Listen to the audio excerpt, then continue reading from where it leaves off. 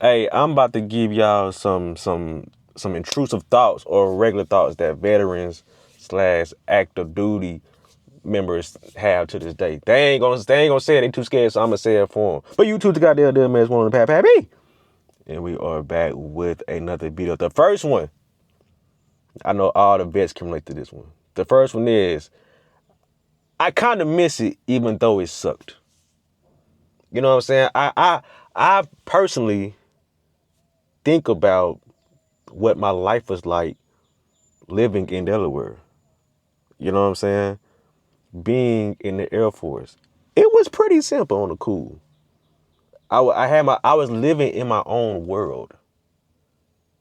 Yeah, I was in the military, but I had my own world, I had my own life, just away from where I'm from, away from family and friends. And sometimes I miss the quietness of that. You know, there was a different type of volume in that world than in this world. And so sometimes you miss that. Well, I miss that. You know what I'm saying? You'll hear us complain all the time, but deep down, we missed the structure a little bit because it was bam, bam, bam, bam, every day, all day, no changes, no nothing. You know, we missed the brotherhood, the sisterhood, the camaraderie. We missed the people more than anything. We just being honest. You know what I'm saying? And some people miss having a clear purpose. Now, me again, the one thing I miss about the military is the 1st and the 15th. Yeah, that check hit like clockwork, my boy. Midnight, the day before, depending on what make you had, but it was there. You know what I'm saying? The second one, some people, some veterans may feel like nobody out here in the civilian world gets me, understands me. And sometimes I feel like that because me personally, I'm already like a reserved, laid back, watch my surroundings type of person because I don't like commotion. And if I sense commotion, I try to get ahead of it or remove myself from it before it gets stupid. So it's hard for the regular civilian sometimes to understand that this is how I'm wired now. Yes, I want to go out and live my life and have a good time, but due to what I did for work for 6 years, due to the experiences that I went through for 6 years, this is me. This is me now. No matter how long I've been removed from the military, this is me now. You know what I'm saying? It hits hard for sure after separation. You know what I mean? Because you'll see regular civilians complain about normal life problems. And then when I see people complain, I be like, bro, that's not even that serious, dog. You know what I'm saying? And then and if you was a person like me, you done dealt with deployments. You done dealt with leadership bullshit, real pressure, real sticky situations. And you worried about why old boy ain't texting you back? Like you really mad about that? Like what? Some issues or some situations are really not that deep once you've been to the military, once you experience the military. Because you go to military and come out, but once you like really experience it, you go through the grit and grind and the actual military stuff. I feel like can't nothing compare to that. And so all the little petty situations that happen in the civilian world, us as veterans, we look at like, bro, it's not even that serious. And we not trying to minimize how y'all feel, but we also have been in a lot of tougher situations that you're complaining about. And so if you was to ask us what we think about your current situation, we're going to tell you that's not that serious. But if we say that we are taking y'all lightly, and no, that's not the case at all. It's just different experiences. That's all that is. You know what I'm saying? So with that, you start to think that these people are soft or you don't belong here. You know, the isolation part of it is very real. Even if your life is objectively better outside the military, is I hope I'm making sense. You know what I'm saying? I know I'm probably speaking a different language and I know my betters can understand, but everything I'm saying is definitely real. You know what I'm saying? Number 3, some people feel like they could have done more. Yeah. Even people who did a lot feel like this. You know what I'm saying? I wish I should deploy more. I wish I would have tried to get this job or do that job or this and that. I wish I would have stayed in longer is the main thing. Me? Do I wish I stayed in longer? Sometimes. Sometimes. I've been out 8 years. 8, 9, 10, 11, 12, 13, 14. I would have hit year 14 this year. That's crazy. 6 years away from retirement. Yeah, I'm 32. They would have put me at 38, right before 40. You know, I do think about that. But at the same time, I don't want what comes with being in the military.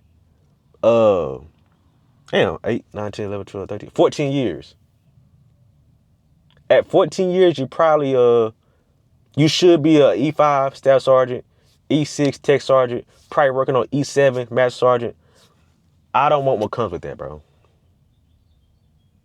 Sometimes I think I'm mature enough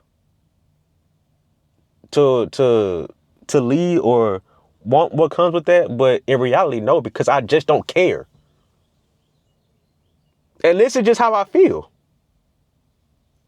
This is how I feel. I got out as an E4, E4 Mafia. Shout out to all the E4s out there. Best rank in military, but that's neither here nor there. But sometimes I wonder what it would look like if I've done more. Just a thought. Just a thought. And having thoughts is fair. You're allowed to do that. So don't feel alone in that. You know, it's because it's not about reality. It's about comparison and your ego, in my opinion. You know what I'm saying? The next one. Leadership was trash, but would I have been any better? And my question is not my question. My answer is hell yeah. Hell yeah. I'm not that type of person to make your experience better just because mine was better. Wait, I'm not the type of person to make your experience worse because mine was worse. Hell no, I don't think that's fair. I don't think that's fair. And it don't make sense. I'm not finna stress y'all out as a leader because I was stressed out. My job is to not make it happy, but make it comfortable for you enough to do your job effectively. Carry out the mission effectively. You know what I'm saying? So everybody like to trash leadership, and sometimes rightfully so, but there's that quiet thought. Would I have folded under pressure? Me, depending on the situation. Depending on the situation. Depending on what's being asked of me. Most of us don't say it, but we think it. You know, we might fold. We might make the wrong decision. We're human. We don't always have the right answers or do the right thing. Now, with that, sometimes it's fuck it. It's easy to make the better decision than making a decision that's gonna hurt your or that's gonna make you cool with the troops.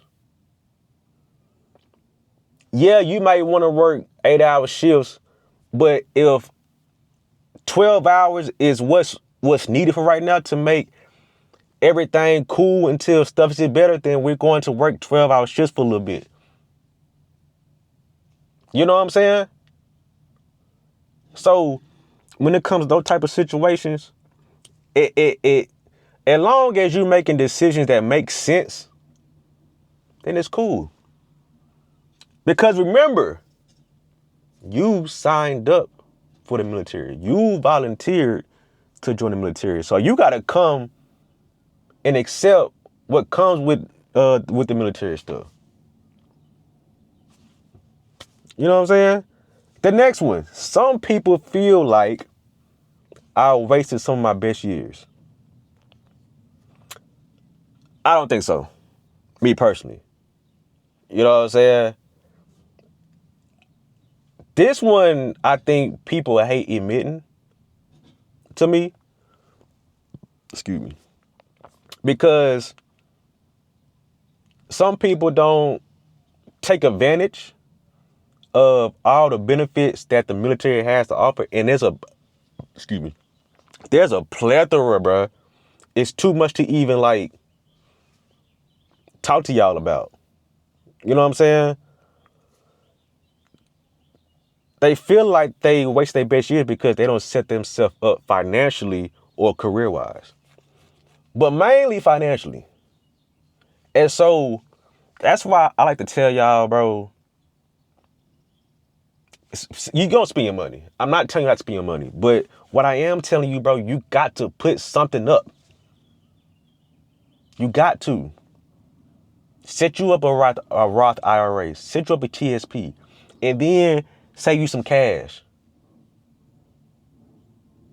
That is easier for you to do in the dorms. Especially when you're young. Some of y'all gonna join right after high school, bruh. 18, 19 years old. Some of y'all gonna join in your early 20s with no responsibilities, no spouse, no kids, no nothing. It's easy for you to save your money then. You know what I'm saying? So $250 a check, $500 a month. And then as you continue to make rank and do that, then continue to increase your savings amount. Not now. But yo, save your money. Right? So, like I said, they feel like they didn't set themselves up either career-wise or financial-wise. Or they feel like they're just behind now. I don't do like that. But there's somebody that is now. There is never too late to. He stole that man bike. He stole that man bike. But anyway, I got off track. That's the thing. That you're not. It's never too late to get your life back on track. You know what I'm saying? So if you feel like you're behind, I understand.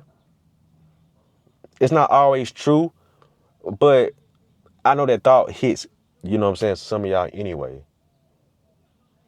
You know what I'm saying? I really can't believe you tried to steal that lady bike. But anyway, next one.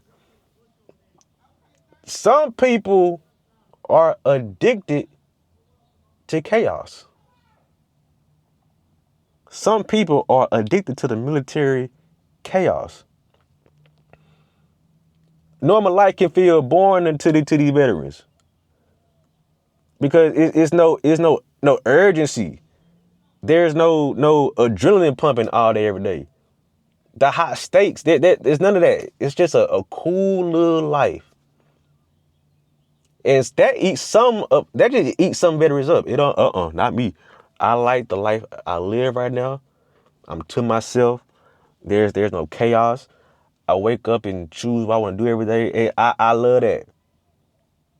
you know? So for the people that's the opposite of that, what they'll go do is they'll go create problems. You know what I'm saying? Chase risky situations. Or just feel restless all the time. Like they just feel like they gotta be doing something purposeful or chaotic. And so you'll see somebody like, bro, why you doing that? Yeah, I just love it, bro. This is my purpose. This. You're like, nah, bro. You done did all that the whole time military. Now it's time for you to chill. It's time for you to chill and heal. Life is not about being chaotic. You know what I'm talking about? So, but a lot of people, they just gotta be in the fight, in the fire. You know what I'm saying? So, the next one. Is this the last one, bro? Okay, we got 3 more. Some of the stuff actually messed me up.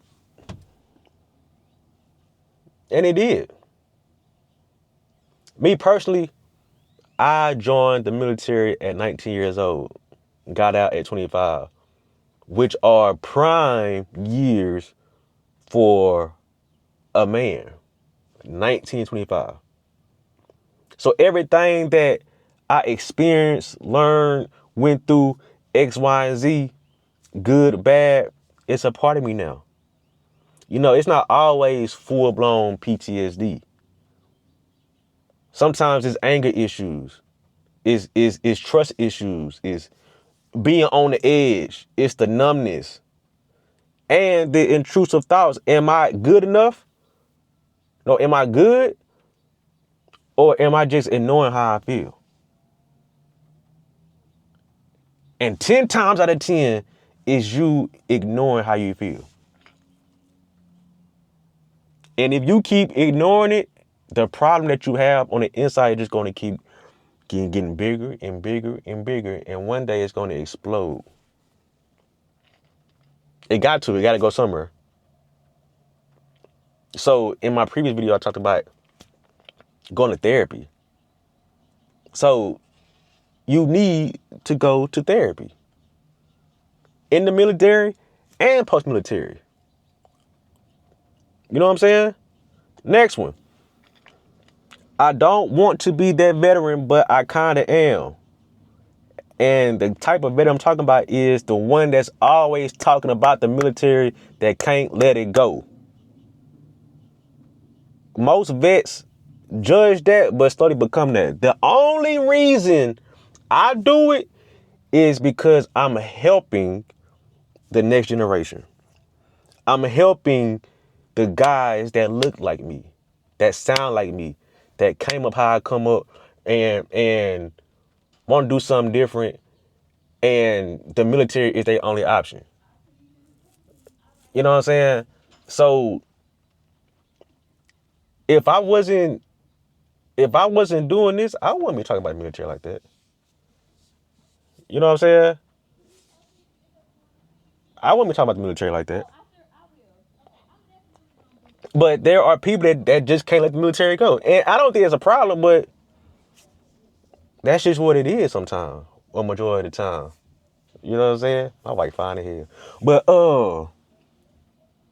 yeah. Some people be like, they got the military since 1970. They still talk about it. And some people don't understand like how the military, it just rewires you different to where that's really all you not necessarily know, but you talk about it a lot. The military changes you, bro. Next one. Last couple ones, man. Stay with me. I know this video kind of long. I was respected more in uniform than I am now. That one can sting a little bit. Because some people join the military to be respected, to get that feeling of being needed. Some, I did, especially for guys. If a guy wasn't that guy in high school, they feel like the military or that uniform gives them that I'm that guy, persona. No. No, sir. Because some of these dudes think the uniform turns you into Superman. Some of these dudes think that the rank that you get over the years, it give you instant authority. But at the end of the day, it's just rank. This is what you do for work. You can get promoted working at McDonald's. Your rank don't define who you is. It show your character. So you go from thinking you're this guy or you're respected in the military into now you're separated and now you just feel like you just another person in the world. And you are. And you are. Don't be the person that let the military make you. No, you make the military. You know what I'm saying? That identity drop hits harder than people expect. I can't talk today. Goddamn. Probably my mouth dry. You know what I'm saying? Last but not least, this is my favorite one that I came up with. If things popped off again, I'll go back. Even the people who swear they're done will think if it really went down, I'll be there. Me, absolutely the fuck not. No, sir, I can't do it. And the reason I can't do it is because, bruh, I remember some of the scary flights that I've been on while it was peacetime. Imagine being in a big ass military aircraft and you dodging bullets and rockets and all that.